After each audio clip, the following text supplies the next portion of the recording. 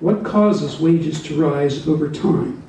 Is it government? Is it labor unions? Is it increases in the minimum wage? The answer is no to all of these. Increases in productivity are the key to our increased standard of living, and the only way to increase productivity is through advances in education and technology brought about through a free market organizing resources in the most efficient manner possible. But sometimes the market organizes resources in an inefficient way. Many businesses fail or go out of business. But that failure provides valuable information to the market that that way was not the right use of those resources, and the market then seeks a better way. However, when government gets too large, the rate of economic growth tends to fall. Here is the Rahn Curve. The line shows the rate of economic growth compared to the size of government. What is the optimum size of government? About 15% of GDP. What is our rate? Currently, total government spending is about 41.5% of GDP. In Europe, it is much higher than this, which explains the higher unemployment rates and lower rates of economic growth that these countries experience. The troubling fact, though, is that we are currently heading in the direction of the European countries. Since the end of 2007, we have been in a rather serious recession. This recession is the worst in the past 30 years and still continues. What caused such a serious downfall in economic activity? A big part of the answer can be found in this little equation.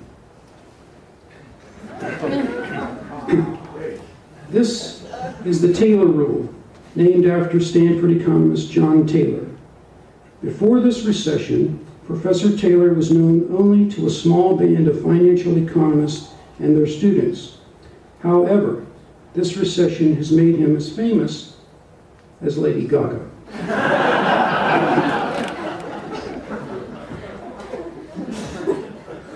The equation is quite simple. It's a way for the Federal Reserve, the central bank, to determine the federal funds rate, the rate that banks charge each other for loans. So if inflation goes up above a desired level, the federal funds rate should rise. And if the economy is growing slower than the desired level, the federal funds rate should fall. The value of both A's in the equation is 0.5. The Fed held to the equation pretty well in the 80s and 90s, and the result was prosperity. It departed from the formula in the 2000s, and we got a bubble in the housing market, followed by a burst in the bubble and a prolonged recession. Here's the rule in graphic form.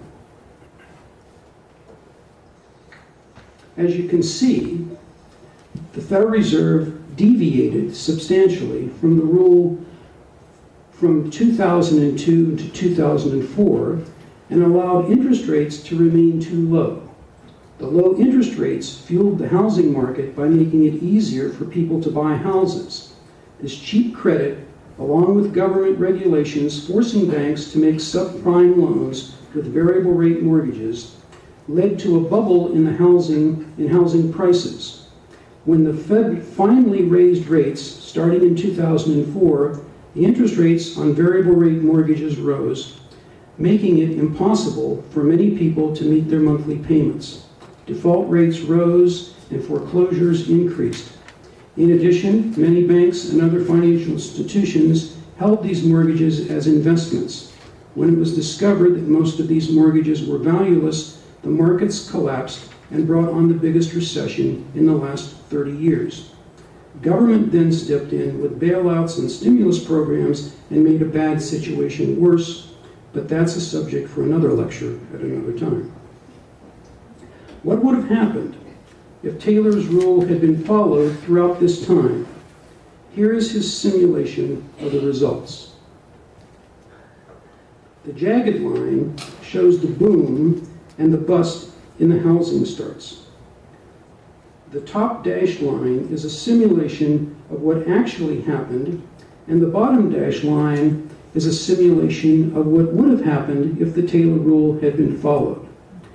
As you can see, had the rule been followed, instead of a boom and a bust, we would have seen a small rise and a small decrease and far less pain and suffering in the world economy.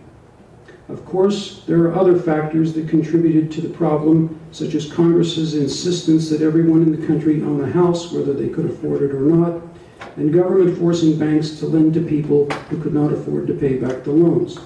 So the crisis was not caused by greedy bankers and hedge fund managers. These people have always been greedy, just as you and I have always been. They were just doing what comes naturally to them, making money. The recently passed financial regulation bill does not address the problems that caused the crisis, but only sows the seeds for the next crisis. So are we doomed?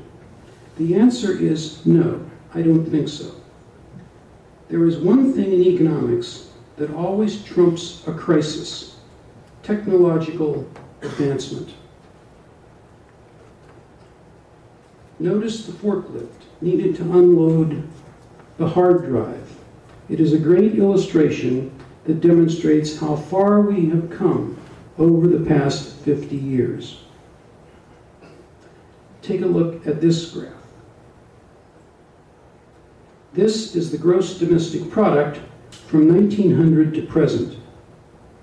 If you were an economist in 1929 and you were asked to predict the future direction of the U.S. economy, you might have predicted the red line, even though the economy was about to fall off the cliff. But what actually happened was the black line.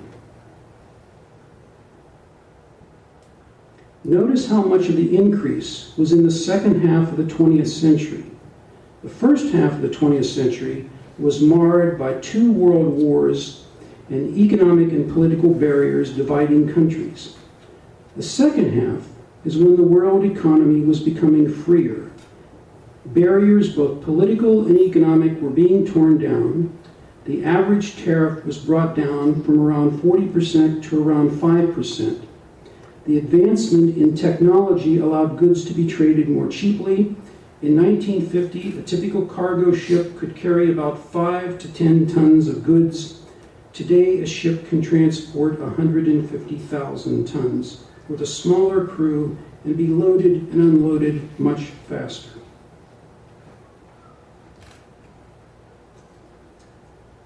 Growth now extends to all parts of the world, raising millions of people out of poverty, especially in China and India. Even sub-Saharan Africa is beginning to show signs of growth. And as these countries become richer, so will we. Not in relative terms, but in absolute terms. They will be catching up. What drives the growth is the research and development that comes about as a result of globalization. Globalization makes markets larger, and larger markets increase the return on research and development in products that have high research and development costs, but very low manufacturing costs. For example, if you had to choose a disease to suffer from, would you choose a common disease or a rare disease? Obviously, you would choose a common one because there are far more treatments for common diseases than there are for rare ones. Why? Because the market for common diseases is larger. More research is put into treating and finding cures for common diseases because the returns are higher. Common disease research and rare disease research cost the same, but the revenues for the drugs to treat them are much greater for the common the revenues for the drugs to treat them are much greater for the common diseases. As a result, more research is going to be invested in the treatment of common diseases. So larger markets save lives. Misery really does love company. If China and India were as rich as the United States, the market for cancer drugs would be 8 times larger than it is today. This larger market would create a huge incentive to invest in and produce cancer-curing drugs. As markets become more globalized, we move closer to maximizing this effect. Also, we are in need of more idea creators. Today, 0.1% of the world's population are scientists and engineers. Most of them are in the United States. But if the rest of the world was as rich as the US, there would be 5 times as many scientists and engineers who would be available for research and development. However, we're moving in this direction. Today, there are 20 million college students in China. By 2050, there will be 50 million. Many of these students will become scientists and engineers who will create new ways to save lives or make our lives safer and our world a more pleasant place to live. It was Thomas Jefferson who said, "He who receives an idea from me receives it without lessening me, and he who lights his candle at mine receives light without darkening me." We might add that not only is our candle not darkened, but now there is twice as much light. But you don't have to be an economist or a great statesman to understand this. Here are the words to the first verse of one of Brad Paisley's latest songs. When I was 10 years old, I remember thinking how cool it would be when we were going on an 8-hour drive if I could just watch TV. And I'd have given anything to have my own Pac-Man game at home. I used to have to get a ride down to the arcade. Now I've got it on my phone.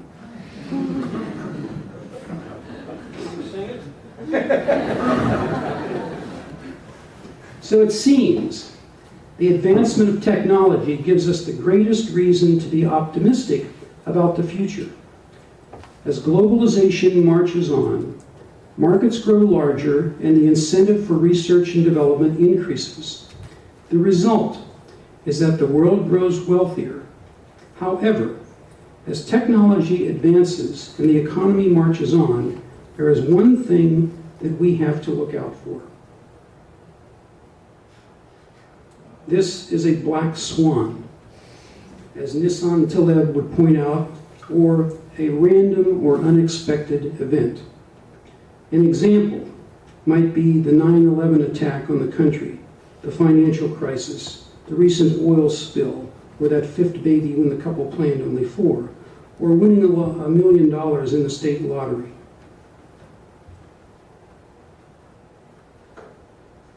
Taleb's argument is that because of these random events, it is impossible to predict the future with any certainty. He states, as humans, we love the tangible, the real, the visible. We know the known and the stereotypical, but we are not manufactured to understand abstract matters. We need context. So we are naturally shallow and superficial, and we do not know it. The dark side of the moon is harder to see. Beaming light on it costs energy. In the same way, beaming light on the unseen is costly. However, the probability of any of us being born was quite small, and so in that sense, we are all black swans. We are all unique creatures of God, and as Taleb points out, because of this, we should not sweat the small stuff. Don't be like the ingrate who got a castle as a present and worried about the mildew in the bathroom. Stop looking the gift horse in the mouth. It was the English statesman of the 19th century, Thomas Carlyle, who called economics the dismal science. As you've seen this evening, it is anything but dismal, and there are great reasons to be optimistic about what lies ahead.